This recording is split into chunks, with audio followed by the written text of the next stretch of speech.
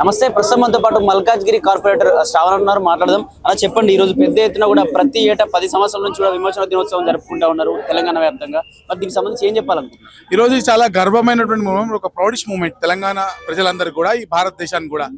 ఆ రోజు అరాచకవాదుల కబంధ హస్తాల్లో ఉన్నటువంటి తెలంగాణ రాష్ట్రాన్ని ఉక్కు వీరుడైనటువంటి, ఉక్కు మనిషి అయినటువంటి భారతదేశపు మహానాయకుడు సర్దార్ వల్లభాయ్ పటేల్ గారు ఆ రోజు భారతదేశంలో ఉన్నటువంటి అనేక సంస్థానాలను ఏ విధంగానైతే భారతదేశంలో అంతర్భాగంగా తీసుకొచ్చేటువంటి గొప్ప ప్రయత్నం చేశారు.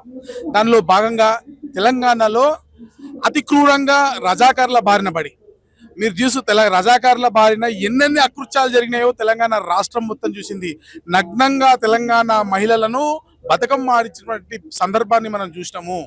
అనేక మంది హిందువుల తలలను ఇష్టానుసారంగా నరికినటువంటి పరిస్థితిని చూస్తున్నాము. ప్రజలను పన్నుల రూపాన ఇష్టానుసారంగా దోచుకున్నటువంటి పరిస్థితిని చూసినాము. పాకిస్తాన్ లాంటి కంట్రీస్ కి మొగ్గు చూపుతూ వాళ్ళకి కోట్లాది రూపాయలను ఫండింగ్ చేసినటువంటి పరిస్థితిని మనం చూసినాము. భారతదేశంలో తెలంగాణ రాష్ట్రం అంతర్భాగం కాకుండా చేసినటువంటి అనేక కుట్రలను మనం చూసినాము. ఊచకోత జరిగింది, ఒక జెనోసైడ్. ఈ జెనోసైడ్ తెలంగాణలో హిందువుల పట్ల జరిగినటువంటి జెనోసైడ్ చరిత్రలో బయటికి రానటువంటి ఒక అంశం. ఏ విధంగా అయితే కాశ్మీర్లో ఉన్నటువంటి జెనోసైడ్ పూర్తి స్థాయిలో బయటికి రాలేదో, ఇప్పుడిప్పుడు చరిత్రలో ఉన్నటువంటి సత్యాలు వెలుగులోకి వస్తున్నాయో, అదేవిధంగా తెలంగాణ రాష్ట్రంలో జరిగినటువంటి ఒక జెనోసైడ్, ప్రజల పట్ల జరిగిన అకృత్యమైనటువంటి కార్యక్రమాలు ఏవైతే ఉన్నాయో వాటన్నిటికి కూడా చరమగీతం పాడుతూ ఉక్కు మనిషి అయినటువంటి సర్దార్ వల్లభాయ్ పటేల్ గారు ఈరోజు మరి తెలంగాణ రాష్ట్రానికి, ఆ రోజు హైదరాబాద్ రాష్ట్ర స్టేట్ కి విమోచనం కల్పించి తెలంగాణ ప్రజలను బానిస సంఖ్యల నుండి విముక్తులు చేసినటువంటి గొప్ప సందర్భం. మేము ఇప్పుడే మా దగ్గర తెలంగాణ రాష్ట్రంలో అంటే భాగ్యనగరంలో ఉన్నటువంటి ఫస్ట్ సర్దార్ వల్లభాయ్ పటేల్ గారి స్టాచ్యూ నిలువెత్తున ఉంటుంది. మేము పెట్టినాం, మా డివిజన్, నా డివిజన్ లోనే పెట్టిన కేంద్ర మంత్రి కిషన్ రెడ్డి గారి ఆధ్వర్యంలో దాన్ని ఓపెన్ చేసినాం. అటువంటి మరి సర్దార్ వల్లభాయ్ పటేల్ విగ్రహానికి మేము పూలమాలలు వేసి నివాళులు అర్పించుకొని అక్కడ ఉన్నటువంటి పెద్ద పాప పిల్లలు పార్టీలకు అతీతంగా అక్కడ వచ్చిన ఇదే మాట మాట్లాడుకున్నాం.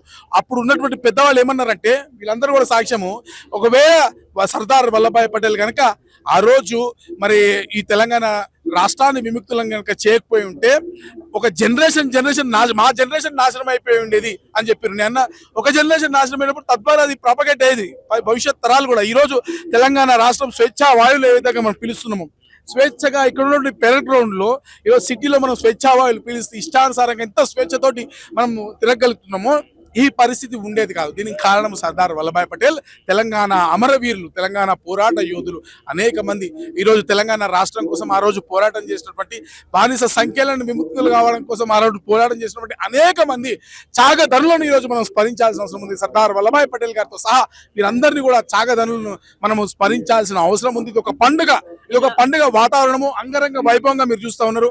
అంగరంగ వైభవంగా ఈ యొక్క కార్యక్రమం జరుగుతూ ఉంది. దీన్ని అధికారికంగా భారతీయ జనతా పార్టీ చేస్తున్నారు. కానీ ఈరోజు మేము తెలంగాణ వాదులం అని చెప్పుకునేటువంటి ఏ పార్టీలు ఈరోజు చేయట్లేదు. ఈరోజు ఎవరు కూడా తెలంగాణ విమోచన దినోత్సవం, లిబరేషన్ డే అని పిలవడానికి కూడా, విమోచన దినోత్సవం చెప్పడానికి కూడా కేవలం ఒక వర్గానికి సంబంధించినటువంటి ఓట్లు పోతాయన్నటువంటి భయంతో, కాసిం రజ్వీ వారసుల ఓట్లు పోతాయన్నటువంటి భయంతో ఈరోజు ఈ తెలంగాణ విమోచన దినోత్సవం చెప్పుకోవడం కూడా సిగ్గుపడుతున్నటువంటి సందర్భం. బీజేపీ విమోచన దినోత్సవం అంటుంది, లిబరేషన్ డే అంటా ఉంది. ఇతర పార్టీలు ఏమంటారు, విద్రోహ దినం అని చెప్పేసి కూడా మాట్లాడుతా ఉంది. విలీనం లేదా విద్రోహ దినం అని మాట్లాడుతా ఉంది. ఎందుకు రకరకాలుగా పిలవాల్సి వస్తుంది?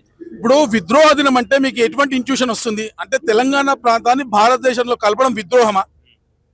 నాకైతే అదే ఇంట్యూషన్ వస్తుంది. విద్రోహ దినం అని పిలిస్తే ఇది విద్రోహ దినం ఏ విధంగా అయితే అంటే తెలంగాణ రాష్ట్రాన్ని భారతదేశంలో కలపడం విద్రోహమే అయితే, మరి అటువంటి పార్టీలు, అటువంటి ప్రజలు, అటువంటి నాయకులు ఈ భారతదేశానికి సంబంధించిన వాళ్లే కాదు, ఈ తెలంగాణ ప్రాంతానికి సంబంధించిన వాళ్లే కాదు.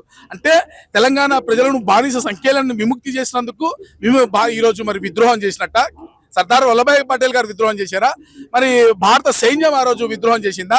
ఎవరైతే తెలంగాణ ప్రజల కోసం పోరాటం చేశారో అనేక మంది త్యాగధనులు, వీరందరూ చాకలైలమ్మ గారితో సహా అనేక మంది త్యాగధనులు ఎవరైతే పోరాటం చేసిర్రో, చివరికి జఫరుల్లా ఖాన్, అవునా కదా, వాళ్ళ అటువంటి పెద్ద మహనీయుల పోరాటాలతో ఆ రోజు తెలంగాణలో జరుగుతున్న అరాచకాలకు చరమగీతం పాడిరో వీళ్ళందరూ విద్రోహం చేసినట్ట.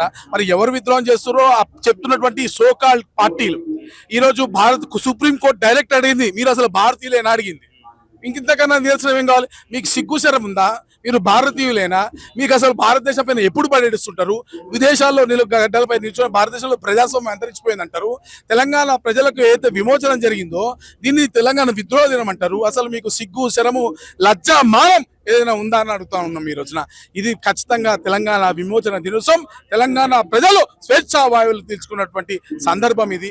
ఈ రోజు మరి ఆ రోజు రాజకీయంగా ఆ తెలంగాణ హైదరాబాద్ స్టేట్ ని సాధించుకున్నాం. ఈ రోజు తెలంగాణ భౌగోళికంగా తెలంగాణ ప్రత్యేక రాష్ట్రం ఇప్పుడున్నటువంటి లేటెస్ట్ పరిస్థితుల్లో జియోగ్రఫికల్ గా సాధించుకున్నాం. ఈ రోజు తెలంగాణ ద్రోహుల పరిపాలన నుంచి కూడా తెలంగాణ రాష్ట్రాన్ని విముక్తి చేయాల్సినటువంటి సందర్భం ఆసనమైంది. ప్రజలారా గమనించండి. ఈ రోజు ఈ ద్రోహులందరి ద్వారా ఈ ద్రోహులందరి చరణింది తెలంగాణ ప్రజలను విముక్తి చేయాల్సిన అవసరం మరొకసారి ఏర్పడ్డది. ఆ రోజు రజాకర్ల చెర నుంచి వినిపించాం. ఈ రోజు మనలో ఉన్నటువంటి తెలంగాణ ద్రోహులు ఎవరైతే ఉన్నారో మనల్ని పరిపాలిస్తూ మన ఆస్తులు కొల్లగొడుతూ ఈ రోజు మరి ఆంధ్ర వాళ్ళు మన వరులను కొల్లగొడుతున్నారని చెప్పి మాట్లాడిన వారు ఈ రోజు కాంట్రాక్ట్ అంతా ఆంధ్ర వాళ్ళకి ఇస్తారు. కాళేశ్వరం నుంచి మొదలు పెట్టుకుంటే ఏ కాంట్రాక్ట్ అయినా వాళ్ళకి ఇస్తారు. పెద్ద పెద్ద అధికారాలు వాళ్ళ చేతులు ఉంటాయి. సీఎం మొత్తం కూడా వాళ్ళే ఉంటారు. ప్రధానమైన వ్యాపారవేత్తలు, రియల్ ఎస్టేట్ లో క్రెడా ఏదో ఉంటది. ఈ తెలంగాణ భూములు అనేటువంటి పెద్ద పెద్ద సంస్థలందరిలో కూడా ఈ ఆంధ్రాలో ఉన్నటువంటి పెద్ద పెద్ద పారిశ్రామికవేత్తలు ఉంటారు. మేము ఆంధ్ర వ్యతిరేకం కాదు, మేము నేషనలిస్టులం. తెలంగాణలో భారతదేశంలో ఉన్న ప్రతి ఒక్కరూ ఒకటే అని చెప్తున్నాం.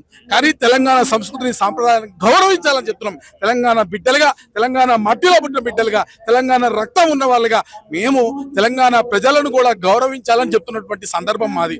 అటువంటి పరిస్థితుల్లో మమ్మల్ని గౌరవించకుండా మమ్మల్ని విద్రోహాలని పిలుస్తూ కొంతమంది తెలంగాణను కొల్లగొట్టుకునే వాళ్ళు ఆంధ్ర అంటలే కొంతమంది క్యాపిటలిస్టులు అంటున్నాను. క్యాపిటలిస్టులకు కొమ్ము కాస్తున్నటువంటి ఆ వాళ్ళ ద్వారా వచ్చిన డబ్బులను ఢిల్లీకి ముట్ట చెప్తూ ఈ దేశ వ్యతిరేకమైనటువంటి డీప్ స్టేట్ ని నడిపిస్తూ దేశంలో అల్లకల్లోలను సృష్టిస్తూ దేశంలో అస్థిరతను సృష్టిస్తూ ప్రతిసారి దేశంలో ఏదైనా మంచి జరిగితే చాలు భారతదేశంలో అబ్బో చెడు జరిగిపోయిందని చెప్పి టంకా బజాయించేటువంటి ఈ సోకాల్ దొంగ పార్టీలు ఏవైతే ఉన్నాయో, anti national parties, deep state parties ఏవైతే ఉన్నాయో చైనా ఫండింగ్ తో పనిచేస్తున్నాయి. ఈరోజు అమెరికాలో కూర్చొని మాట్లాడుతుంటాయి. వీళ్ళ వ్యవహారం చూస్తే తెలుసు. సుప్రీంకోర్టు తిడుతూ ఉంది. తెలంగాణ విద్రోహం అని చెప్తా ఉన్నారు. దీన్ని బట్టి ప్రజలకు అర్థమైపోతున్న ఈ దొంగ పార్టీలు ఏవైతే ఉన్నాయో వీళ్ళంతా కూడా దేశానికి వ్యతిరేకంగా పనిచేస్తున్న వాళ్ళు. వీళ్ళంతా కూడా దేశానికి ప్రోగాలే తెలంగాణ ప్రజల ఆకాంక్షలకు అనుగుణంగా వీళ్ళు నడవట్లేదు. భారతదేశ ప్రజల ఆకాంక్షలకు అనుగుణంగా వీళ్ళు నడవట్లేదు. ఏ మహనీయులైతే ఈ దేశం కోసం పాటుపడ్డారో, ఏ మహనీయులైతే తెలంగాణ కోసం పోరాటం చేశారో అటువంటి మహనీయుల ఆశయ సాధనలో ఈ పార్టీల్లో ఉన్నటువంటి నాయకులు ఎవరు లేరని చాలా స్పష్టంగా మనకు తెలుస్తా ఉంది. ఇటువంటి వారికి చరమగీతం చెప్పాలి. ఈ రోజు రానున్న ఎన్నికల్లో తెలంగాణకి మరో విమోచనం జరగాల్సిన అవసరం ఉంది. ఖచ్చితంగా తెలంగాణ ద్రోహుల నుండి మరో విమోచనం జరగాల్సిన సందర్భం అవసరమైంది. తెలంగాణ ప్రజలందరూ కూడా ఇది గమనించారు, నిర్ణయించుకున్నారు. వీళ్ళందరూ కూడా గుణపాఠం చెప్తారు. వీళ్ళందరినీ కూడా తెలంగాణ బగావా చేస్తారు. తెలంగాణలో నిజమైన మరో స్వాతంత్రం ఈ రోజు మరీ ఎస్టాబ్లిష్ గా ఉంది రానున్న ఎన్నికల్లో. తెలంగాణలో కాంగ్రెస్ ప్రభుత్వం అధికారంలోకి వచ్చిన తర్వాత నిరుద్యోగులు కావచ్చు, అలాగే ఆర్టీసీ కార్మికులు కావచ్చు, దీనికి సంబంధించి మెడికల్ కౌన్సిల్ సిబ్బంది కావచ్చు, ప్రైవేట్ కాలేజ్ యాజమాన్యం పెద్ద ఎత్తున రోడ్లపైకి వస్తున్నారు, మా బకాయిలు చెల్లించాలి అని. కానీ అంత పెద్ద పోరాటం చేస్తుంటే బీజేపీ వాళ్ళకి సపోర్ట్ చేసినట్టు ఇక్కడ కూడా కనిపించట్లేదు. మరి బీజేపీ ఎందుకు వెనకడుగు వేస్తుందా? అసలు ఏం జరుగుతుంది? వెనకడుగు ఇప్పుడు చాలా క్లియర్. నేను బీజేపీనే కదా, నేను బీజేపీ కార్పొరేటర్నే కదా. నేను చాలా ప్రతి పోరాటం మేమే కదా చేస్తున్నాము. ఈ రోజు నిరుద్యోగుల పక్షాన నిలిచింది ఎవరండి? నిరుద్యోగుల పక్షాన అశోక్ నగర్ లో మొదట బయటకు వచ్చి నిలిచింది మా కేంద్ర ఓబీసీ శాఖ అధ్యక్షులు, పార్లమెంట్ సభ్యులు, సెంట్రల్ ఎలక్షన్ కమిటీ సభ్యులు డాక్టర్ లక్ష్మణ్ గారు.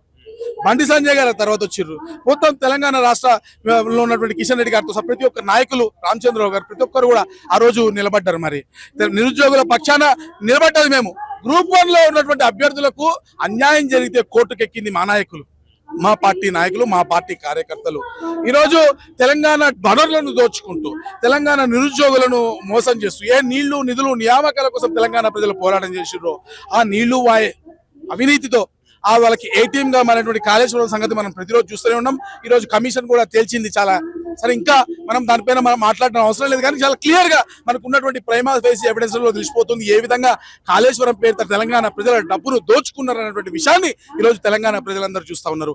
ఏ నిధుల కోసము మరి మనం పోరాటం చేస్తున్నామో ఆ నిధులను పక్కదారి మనిషి కేంద్రం ఇచ్చినటువంటి ప్రతి డబ్బుని తెలంగాణ అభివృద్ధి కోసం ఒక సైన్స్ యూనివర్సిటీ, ఒక గిరిజన యూనివర్సిటీ, ఒక పెట్రోల్ యూనివర్సిటీ, ఒక సమ్మక్క సారక గిరిజన విశ్వవిద్యాలయం, ఒక నేషనల్ ఫెస్టివల్ గా మరి సమ్మక్క సారక ఫెస్టివల్ ని, ఒక పసుపు బోర్డు, ఒక రైల్వే వ్యాగన్ ఫ్యాక్టరీ, ఒక రక్షక కవచ్ ఫ్యాక్టరీ, ఇలా తెలంగాణ రాష్ట్రంలో అనేక అభివృద్ధి కార్యక్రమాలు ఈ రాష్ట్ర కేంద్ర ప్రభుత్వం చేస్తుంటే రాష్ట్ర ప్రభుత్వం, గతంలో ఉన్న ప్రభుత్వం, ఇప్పుడున్న ప్రభుత్వం భూములు కేటాయించడానికి వాళ్ళకి బద్ధకం.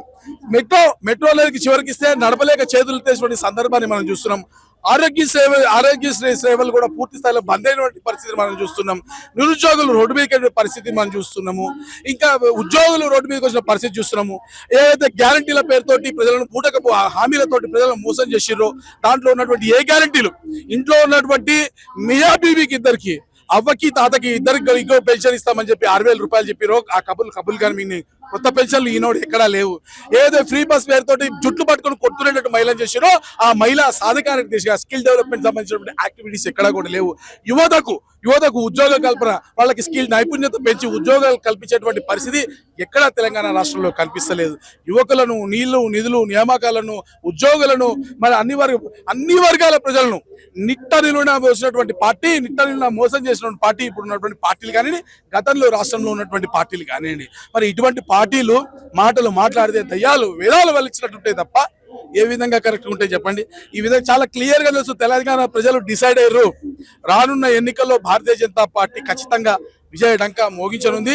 ఈ తెలంగాణ రాష్ట్రంలో ఈ దొంగల చెర నుండి తెలంగాణ రాష్ట్ర ప్రజలకు మరొక విముక్తి కల్పించనుంది ఖచ్చితంగా. 100% there is no doubt. చివరిగా తెలంగాణ విమోచన దినోత్సవం సందర్భంగా తెలంగాణ యువతకు కావచ్చు, తెలంగాణ ప్రజలకు కావచ్చు, బీజేపీ తరఫున ఏం చెప్పాలంటే తెలంగాణ యువత డిసైడ్ అయింది. తెలంగాణ యువత భారతీయ జనతా పార్టీ వెంట, ఈ దేశ నాయకుడు నరేంద్ర మోడీ గారు వెంట ఉన్నారు.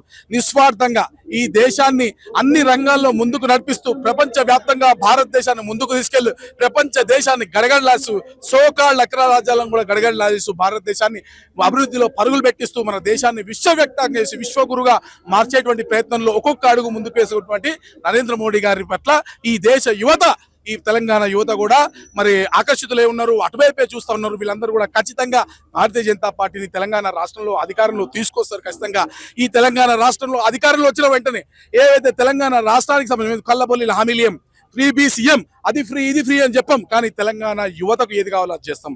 తెలంగాణ రైతులకు కావాల్సిన నీళ్ళు ఇస్తాం. తెలంగాణ రైతులకు కావాల్సినటువంటి వనరులు ఏవైతే ఇస్తాం. విద్యా వైద్య సదుపాయాలు ఏవైతే ఉన్నాయో తెలంగాణ రాష్ట్ర ప్రజలకు కావాల్సి ఉన్నాయో అవన్నీ కల్పిస్తాం. అంతే తప్ప కళ్ళబొల్లి హామీలు ఇచ్చి తెలంగాణ ప్రజలను మోసం చేయము. ఖచ్చితంగా యువత కోరుకునేది అదే, భారతీయ జనతా పార్టీ చేసేది కూడా అదే.